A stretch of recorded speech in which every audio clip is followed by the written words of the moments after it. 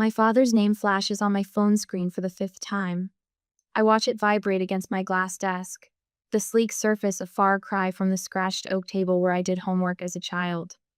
Outside my window, Chicago's skyline gleams in the afternoon sun 15, stories up and 800 miles from the rancher home where I learned to make myself small. I hover my finger over ignore again. The leather chair creaks as I shift my weight. The phone falls silent. 3 seconds later, an email notification appears. From Lawrence Reynolds. Subject: Your sister needs you. Last chance. My stomach tightens as I open it, the words blurring together except for the final line. Chloe's wedding is the most important event of her life. Be there or forget about any future support. A voicemail notification pops up next. I press play and set it on speaker. Madeline, it's your father. His voice fills my apartment, commanding as ever. I don't know what game you're playing, but this has gone on long enough. Your sister's wedding is in 2 weeks, and the festivities start this weekend. If you can't put aside whatever grievance you have for Chloe's special time, then you can forget about any future support from this family. Your mother is beside herself with worry. Call me back immediately. A bitter laugh escapes my throat. I cross to the closet and pull out a framed diploma hidden behind winter coats. The gold embossing catches the light. Madeline Ann Reynolds, Bachelor of Science in Data Science, summa cum laude. 3 years collecting dust instead of hanging on my wall because old habits die hard. My phone buzzes with a text from my mother. Please call. Your father is getting impatient. I glance at the calendar on my desk. Chloe's 2-week wedding extravaganza is highlighted in angry red 14 days of ceremonies, parties, and photo shoots for the golden child's perfect day. I tap open my banking app. $138,947.32 in savings. More than enough to never need their support again. They just don't know it yet. A memory surfaces 3rd grade, clutching my report card with 5 perfect as. Mom at the kitchen table, nodding without looking up from her magazine. That's nice, honey. That same night, the living room erupting in cheers for Chloe's participation ribbon from the school play. Did you see how she projected her voice? She was the best one up there. Dad's face glowing with pride while I sat invisible on the stairs. The science fair my sophomore year. The blue ribbon I won for analyzing local water quality. The empty chairs where my parents should have been, they'd gone to Chloe's soccer game instead. She'd scored 1 goal and they talked about it for weeks. Principal Williams handed me my award. Your parents must be so proud. I nodded, the hollow feeling in my chest already familiar. Then senior year, the thick acceptance package from the University of Chicago. My hands trembling as I read the scholarship offer. Chicago? Mom's forehead creased with concern. That's so far away. Chloe might feel inferior if you go there when she's just attending community college. Dad didn't even look up from his newspaper. We've discussed this. You're staying local. End of story. The quiet negotiation that followed. I could live in the dorms at State, just 20 minutes away. For quiet study, I'd argued. They agreed, believing I'd surrendered. 2 weeks later, I boarded a bus to Chicago with everything I owned in 2 suitcases, leaving a carefully crafted paper trail of community college registration and a fake dorm assignment. The calculated risk of my first real independence. Now I stand before my bathroom mirror, no longer the invisible daughter. My reflection shows someone they wouldn't recognize confident, successful, unburdened by the need for their approval. I return to my desk and trace my fingers over my name on the diploma.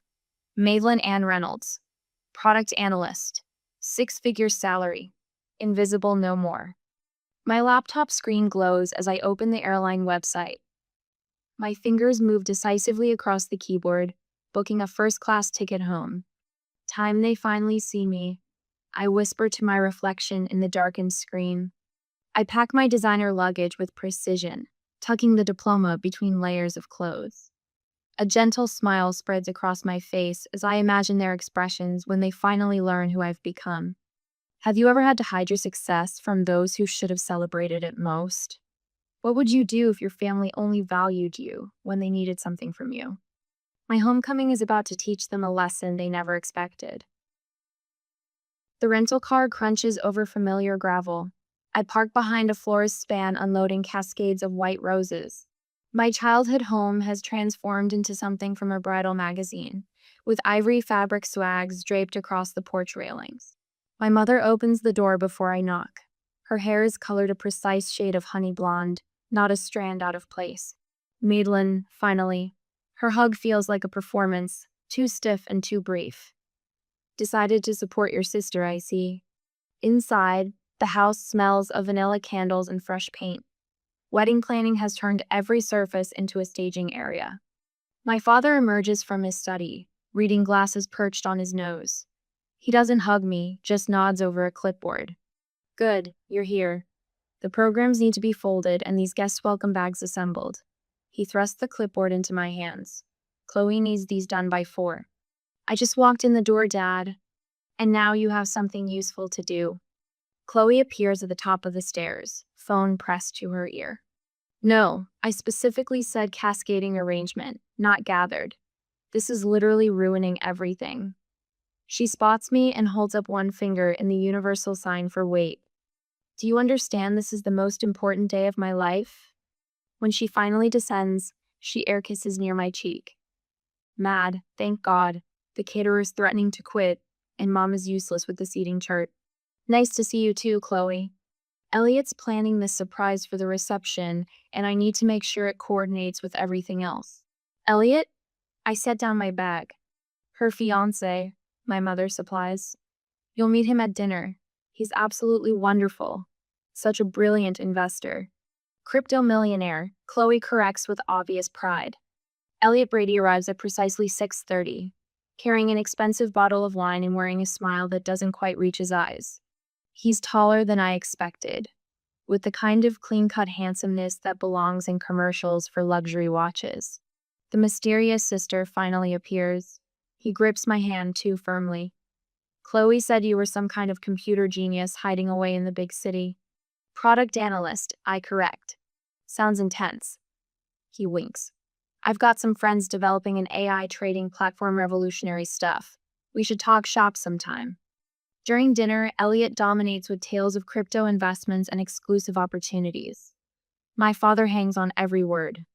So which exchanges do you primarily trade on? I ask, during a rare pause. Elliot's smile freezes momentarily. Oh, a mix. Mostly private platforms, exclusive access through my network. Fascinating. And your company's based where? We're decentralized, he replies smoothly. The beauty of blockchain, right? I've got partners in Singapore, Zurich, Dubai. My father shoots me a warning look. Madeline, not everyone wants to discuss business at dinner. Later, searching for wedding programs in my father's study, I stumble across refinancing paperwork for the house, dated 3 weeks ago.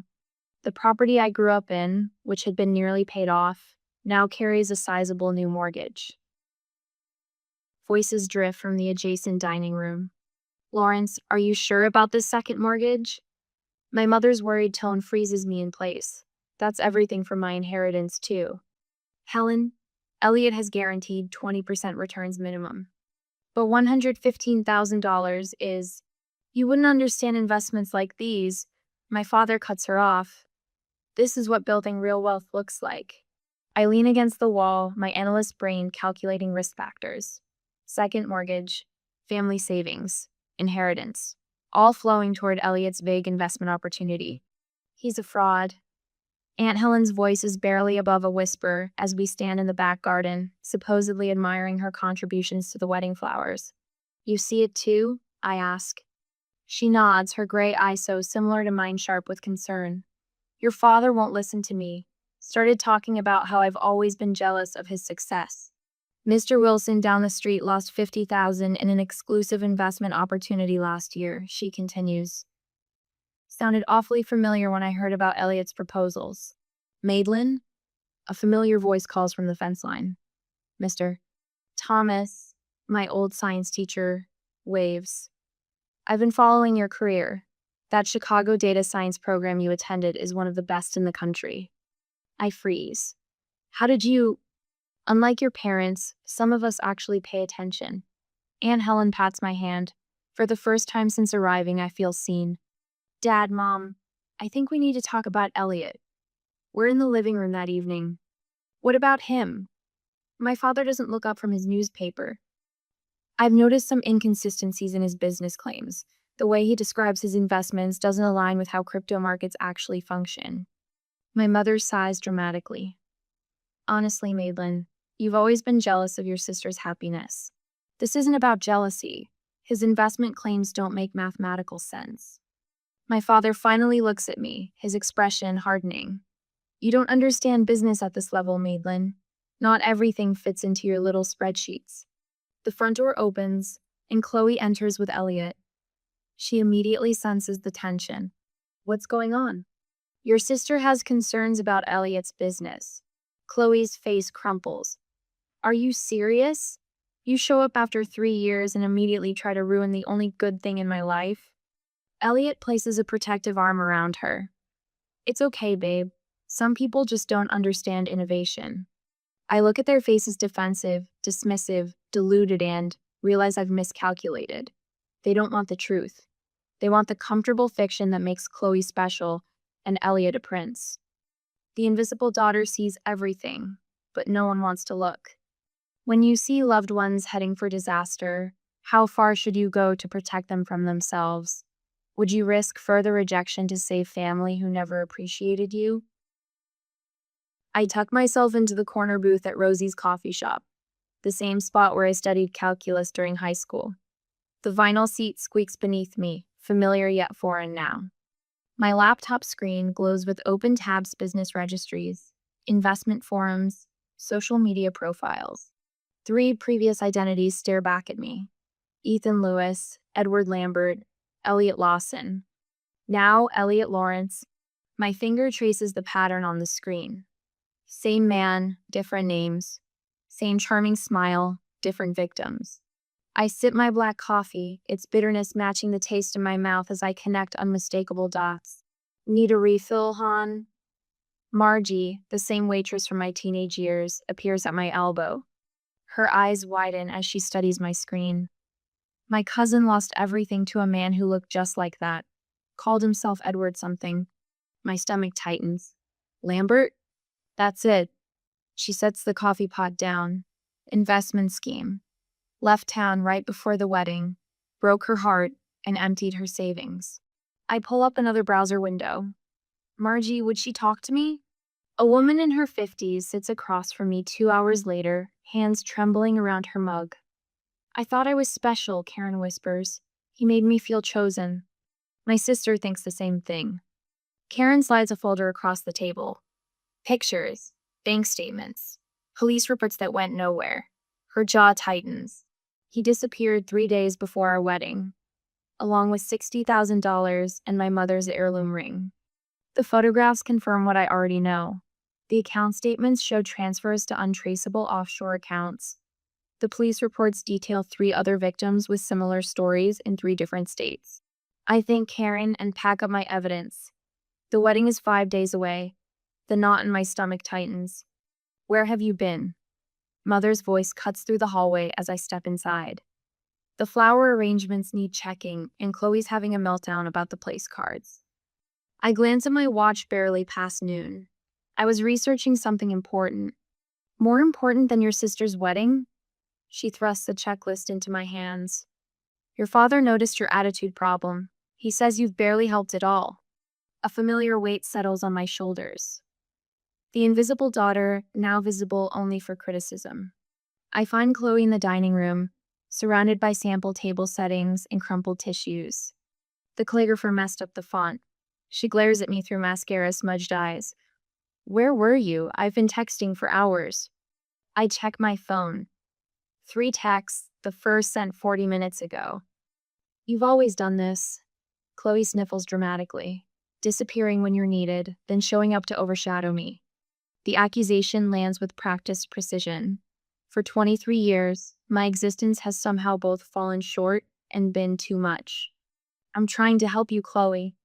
By avoiding wedding preparations, by questioning Elliot's business. Her voice rises. You can't stand that I found someone amazing while you're alone in Chicago doing whatever boring job pays your bills. I bite back the truth about my boring job that pays twice what she's ever earned. Instead, I pick up a place card and examine the allegedly wrong font. I can call the calligrapher, I offer. Dad already did. Chloe dabs her eyes. At least he supports me. The living room falls silent as I finish presenting my evidence. Printed screenshots, bank records, police reports, and Karen's signed statement is spread across the coffee table. My parents sit stunned on the sofa. Chloe perches on the armchair, face pale. Elliot stands by the fireplace, his expression carefully composed. This is clearly a case of mistaken identity. His smile doesn't reach his eyes. I have a common face. People mix me up all the time. 3 different women in 3 different states. I keep my voice steady. All with the same experience of a man who matched your description, used names similar to yours, and disappeared with their money right before the wedding. Madeline, my father's voice carries a warning. This is absurd. Dad, look at the pictures. I push a photo toward him. Look at the timeline, look at the pattern. I've never seen this woman in my life, Elliot insists, gesturing at Karen's statement. Chloe jumps to her feet. I can't believe you'd go this far to ruin my happiness. Tears stream down her face. You've always been jealous of me. Jealous? The word catches me off guard. I'm trying to protect you. By ambushing my fiancé with these fabrications? Chloe snatches the papers from the table, crumpling them in her fist. Chloe, I reach for her arm. The second mortgage, your retirement fund, Mom's inheritance, it's all gone to his investment opportunity. Don't you see the pattern? That's enough. My father stands, face flushed. You need to leave this house right now. Elliot places a comforting hand on my father's shoulder. Lawrence, it's all right. She's just concerned for her sister, misguided but coming from a good place. His practiced sympathy makes my skin crawl. I'm not leaving. I stand my ground, straightening to my full height. And I'm not the same invisible daughter anymore. Silence falls across the room. What are you talking about? My mother asks. I didn't go to community college. The truth rushes out after years of containment. I graduated top of my class from the University of Chicago 3 years ago. I'm a product analyst at Tech Fusion. I make 6 figures. I've been supporting myself entirely since I was 18. Their stunned faces would be satisfying under different circumstances. That is impossible, my father stammers. Is it? I pull out my company ID badge. Check my LinkedIn profile. Call my office. I've been someone else entirely while you were too busy with your golden child to notice. Chloe sinks back into her chair, her expression flickering between shock and disbelief. And now I'm giving you one chance, your last chance to see the truth before it's too late. I gather the scattered evidence, carefully reassembling the case. This man is not who he claims to be. The wedding is in 5 days. His pattern is to disappear 3 days before the ceremony, once he has access to all the funds. Elliot's mask slips for just a second. A flash of calculation crosses his face before the charming smile returns. I think we've all heard enough fantasy for one day. My father's voice has regained its authority. Madeline, I won't ask again. Leave now. I look at each of them, my father's rigid certainty, my mother's conflicted loyalty, Chloe's defensive anger, Elliot's practiced concern. When he disappears with everything you have, I say quietly, gathering my belongings, remember that someone tried to warn you. The front door feels heavier than it did when I was 17, sneaking out to study at the library. This time, I'm not hiding who I am. This time, I'm walking away with the truth they refuse to see. Have you ever had to stand alone with the truth while everyone you loved chose comfortable lies? What would you do if you were me? Walk away, or fight harder for a family that refused to listen? My next decision will change everything. My phone won't stop buzzing. I set it face down on my kitchen counter and pour another cup of coffee, watching the steam rise in the morning light of my Chicago apartment. 2 days before Chloe's wedding, and the notifications have evolved from demanding to desperate. I flip the phone over, 17 missed calls, 23 text messages, 5 voicemails. The first voicemail plays on speaker. Madeline, he's gone. My father's voice cracks a sound I've never heard before. Elliot disappeared last night. Call us back. The second, the accounts are empty. Everything. Even your mother's retirement fund. His commanding tone has vanished, replaced by something hollow. The third catches me off guard. The police said without a written contract, there's little they can do. My mother's voice trembles. They called it a civil matter. Please, Maddie, we need you to come home. She hasn't called me Maddie since I was 10. Chloe's text glows on the screen. You were right. I didn't listen. Please help us. I trace my finger around the rim of my coffee mug. From my 15th floor window, Lake Michigan stretches blue and boundless. 15 stories up and a lifetime away from the family that only sees me when disaster strikes. My mentor Vivian answers on the second ring. You sound troubled, she says instead of hello. They finally believe me about Elliot, I tell her, now that he's gone with their money. And they want your help. Yes. Vivian's silence holds years of wisdom. She helped me build my career when my own parents couldn't be bothered to attend my graduation. What are you considering? She finally asks. I press my forehead against the cool glass of my window. I haven't decided yet. Boundaries aren't walls, Madeline. They're doors you control. After we hang up, I book a flight home for the second time this month. The difference. This time, I pack only enough clothes for 3 days. The wedding tent stands half dismantled in the backyard when my cab pulls up. White chairs stacked against the fence. The elaborate flower arrangements now wilting still adorn the porch rails. My mother opens the door before I knock. Her makeup-free face aged 5 years in 2 days. You came. Her arms hover for a hug I don't step into. My father paces the living room, phone pressed to his ear. He hangs up when he sees me. His eyes flick to my designer handbag, the watch on my wrist. We thought perhaps you might be able to help with. He clears his throat. Financial assistance. Until we sort this out. What will the Hendersons think? My mother wrings her hands.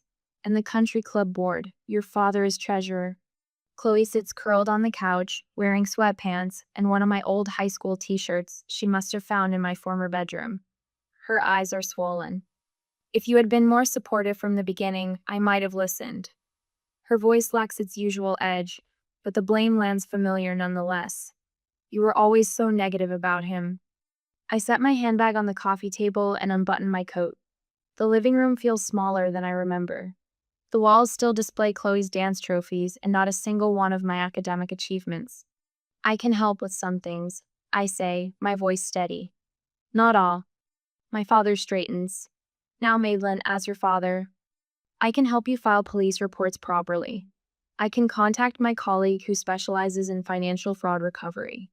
I can connect you with a lawyer who handles cases like this. I take the points off on my fingers. I cannot replace the money you lost. The silence stretches taut between us. But, my mother starts. I earn 6 figures. I have substantial savings.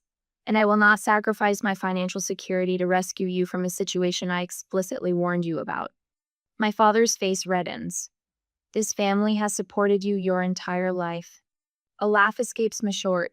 Unexpected. Did you? When? We put a roof over your head. Food on the table. That's the legal minimum, Dad. Chloe uncurls from the couch. So you're just going to abandon us? After being right? Is that what matters to you, being right? I meet her gaze steadily. What matters to me is being respected, being heard. I exhale slowly. You need me now, but you've never wanted me. There's a difference. My mother collapses into a chair. How can you be so cold? I learned from experts. The words slip out before I can catch them. For the first time, they all truly look at men through me or past me. They see the woman who built herself without their notice, who succeeded without their approval. These are my boundaries, I say quietly. I will help you navigate this legally. I will stay 3 days. I will not empty my savings account or co-sign loans. Those are my terms. My father starts to speak, stops, then tries again. When did you become this person? When you weren't looking. Is it our obligation to help family when they've treated us poorly? Or is setting boundaries an act of self-respect? What conditions would you set before helping those who only turn to you in crisis? Father paces the living room, each heavy footfall drumming his authority into the floorboards I once tiptoed across. As head of this family, I've always made decisions with everyone's best interests at heart. He stops, squares his shoulders toward me. This situation requires a united front. I sit perched on the edge of the same armchair, where I'd curl up with books as a child, trying to disappear. Not anymore. Mother wrings her hands, wedding ring clicking against her knuckles. Blood is thicker than water, Madeline. Surely you understand that now. The familiar weight of their expectations presses down. I straighten my spine. You've always thought you were better. Chloe's voice cracks. Her mascara-streaked face bears little resemblance to the beaming bride-to-be from wedding invitations still scattered across the coffee table. Perfect Madeline with her fancy job and big city life. I check my watch. They've been at this for 27 minutes. The coordinated pressure, the guilt, the attempt to make me fold like the paper dolls Chloe and I once played with. She got the pretty dresses. I got the torn scraps. When I was 8, I say, voice steady, I won the district spelling bee. You told me you couldn't come because Dad had an important meeting. Father's mouth opens. I raise my hand. I saw you both at Friendly's afterward, with Chloe, celebrating her participation ribbon from field day. The silence hangs thick as summer heat. 10th grade. My science project on agricultural runoff won state recognition. The ceremony was the same night as Chloe's choir concert, where she sang in the back row. You chose the concert. Mother's gaze drops to her lap. My high school graduation you left immediately after, because Chloe had a date to prom and needed help with her hair. The grandfather clock ticks in the corner, marking seconds of uncomfortable truth. Christmas 2020. I got you each thoughtful gifts based on conversations we'd had that year. You gave me a generic gift card with the wrong name on it. The front door opens with a familiar creak. Aunt Helen stands framed in the doorway, clutching her purse like a shield. I saw it all. Her voice wavers but holds. Every recital you missed, every achievement you downplayed. I watched this child wilt while you fawned over her sister. Father's face flushes crimson. This is family business, Helen. I am family, my aunt says. Someone in this room needs to acknowledge what happened in this house. I rise from the chair, my full height suddenly apparent in this room, where I spent so many years trying to shrink myself. I'll help with the house. My voice fills the space I never claimed before. I'll cover the second mortgage. I'll arrange for the credit card debt to be consolidated. Their faces flash with relief, quickly hidden. But I won't help with your reputation. I won't pretend Chloe wasn't scammed by a man any decent background check would have flagged. I won't lie to the neighbors about where the money went. I meet each of their eyes in turn. I won't attend any community functions where you parade me around as the dutiful daughter who swooped in to save the day. Father's jaw clenches. You don't get to dictate terms in my house. I do when I'm the one with the means to save it. The words taste unfamiliar, powerful, certain. My assistance comes with legal protections for me. The money will be handled through formal channels with documentation. You won't have direct access to any funds. Think of it as a business transaction, not a family bailout. Mother's eyes widen. We're not some charity case, Malin. No, you're not. Charity doesn't come with requirements. This does. From my briefcase, I withdraw 3 copies of a document my lawyer prepared. The paper makes a crisp sound as I place them on the coffee table. This outlines the terms of my financial assistance. One-time solution, not an ongoing relationship.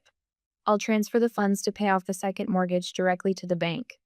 The credit card consolidation will go through a financial advisor I've selected. This is ridiculous. Father blusters, but his eyes track the papers. Second page is an acknowledgement. I tap the document. It states that for years, you consistently favored one child over the other, creating an environment of emotional neglect. Mother gasps. We would never sign such a thing. Then I'll leave, and you can explain to the bank why you can't make next month's payment. The room falls quiet except for Chloe's ragged breathing. Father reaches for his reading glasses with shaking hands. You've become hard. I've become honest. I remain standing. The world didn't break me, neither did you, but I won't pretend anymore. He reads silently, pen hovering above the signature line. His hand trembles. Your mother and I did our best. Your best was deeply unequal. The words emerge without anger, just truth. 10 minutes later, all three signatures mark the page. I text my financial advisor to proceed with the arrangements we discussed. I pull out my phone and make a call. Miss Winters, we're proceeding with Plan A. Yes, the full arrangement. I listen briefly. Thank you. The documentation has been signed. You'll receive copies within the hour. I turn to my family. Rachel Winters is a certified financial advisor who specializes in family debt restructuring. She'll contact you tomorrow to begin the process. Everything will go through her, not me. Father opens his mouth to object. This isn't negotiable, I say. She'll ensure the mortgage gets paid and creditors are handled properly. The money never touches your accounts directly. I gather my things without rush or ceremony. No tearful embraces, no promises to call soon. I hope you find peace with your choices. I straighten my jacket, check that I have everything. Aunt Helen follows me onto the porch. Will you be all right? The afternoon sun warms my face as I look at the street where I once waited for a school bus, dreaming of escape. I already am. I walk to my rental car, back straight, steps measured. The rearview mirror shows the house growing smaller, but I don't look back. Some bridges can't be rebuilt. Some shouldn't be. Sunlight streams through the bay windows of my home office, casting golden rectangles across the maple desk where I've arranged my life in neat, purposeful rows. My Chicago apartment is gone traded for this craftsman bungalow with its solid bones and history. 1 year since I walked away from the Reynolds family drama. The diploma now hangs centered on the wall. Madeline Ann Reynolds, Bachelor of Science in Data Science, summa cum laude. No longer hidden behind winter coats, no longer a secret. My laptop chimes with an incoming video call from Layla, the third student in my mentorship program for first-generation college women. Her face appears, bright with news about a scholarship interview. I used that preparation technique you taught me, she says, tucking her dark hair behind her ear. When they asked why I deserved it more than others, I didn't apologize or minimize. I told them exactly what I'd accomplished with it. And I lean forward. Her smile breaks wide. They called an hour ago. I got it. You earned it, I correct her gently. There's a difference. After the call, I step into my backyard garden. Spring has coaxed the first green shoots from soil I've amended and nurtured through seasons of patience. My fingers brush the tender leaves of tomato seedlings. These will grow strong, unlike the withered roots I left behind. The letter from my therapist, Dr. Chen, sits on the patio table. 1 year of weekly sessions documented in her precise handwriting. Patient demonstrates significant progress in establishing healthy boundaries and recognizing her inherent value, separate from family validation. Wednesday afternoons still belong to the community center where I teach financial literacy to young women. Last week, Tanya, quick-witted 17-year-old with a spark that reminds me of myself, spotted the warning signs in a pyramid scheme targeting her mother. I showed her the numbers don't add up, she told me, pride straightening her spine. My phone buzzes with Aunt Helen's monthly update. I scan the text. Dad and Mom still struggling to refinance the house. Chloe working part-time at the local bank, attending therapy twice a month. No mention of attempts to contact me directly. The boundary holds firm on both sides. The garden timer chimes. Time to prepare for tonight. The community center auditorium fills with steady applause as I walk toward the podium. The mentorship program I founded has been recognized for its impact on first-generation college students. The award feels substantial in my hands, glass and metal catching the light, solid and real. I scan the crowd as I speak. No empty chairs where parents should sit. Instead, Dr. Chen nods encouragingly from the third row. My neighbor Mrs. Grayson, who brings me heirloom tomato seedlings, beams with unrestrained pride. Colleagues from work who value my analytical mind for exactly what it is. Friends who ask how I'm doing and actually wait for the answer.